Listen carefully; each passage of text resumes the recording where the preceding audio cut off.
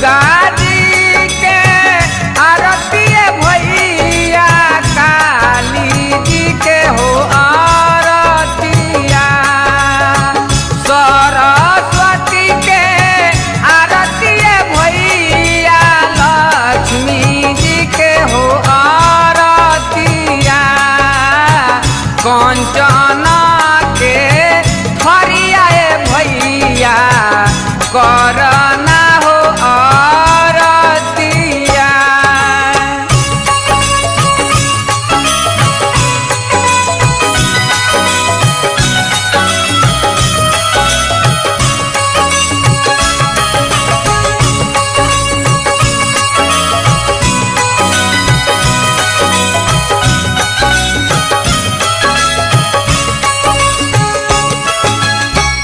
सीताजी के आरती भैया, गौरा जी के आरतिया, सीताजी के आरती भैया, गौरा जी के आरतिया, राधा जी के आरती भैया, गंगा जी के आरतिया, राधा जी के आरती भैया, गंगा जी के आरतिया, कंचन के हरिया भैया करना हो आरतिया।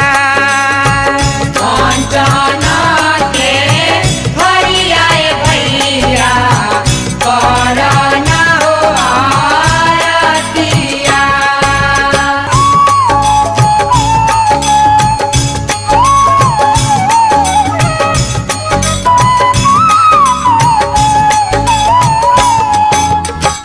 शीतला मैया के आरती भैया, पटन देवी के आरतिया, शीतला मैया के आरती भैया, पटन देवी के आरतिया, जरती माई के आरती भैया, थावे वाली के आरतिया, कंचन के हरिया भैया करना हो आरतिया।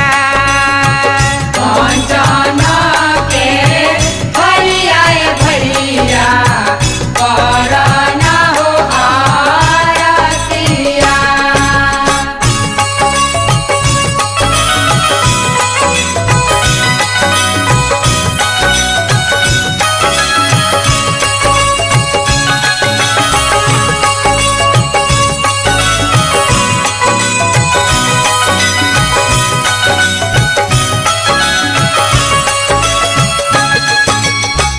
सती माई के आरती भैया, विंध्याचली देवी के आरतिया, कालिका माई के आरती भैया, संतोषी माई के आरतिया, मैहर वाली के आरती भैया, वैष्णो देवी के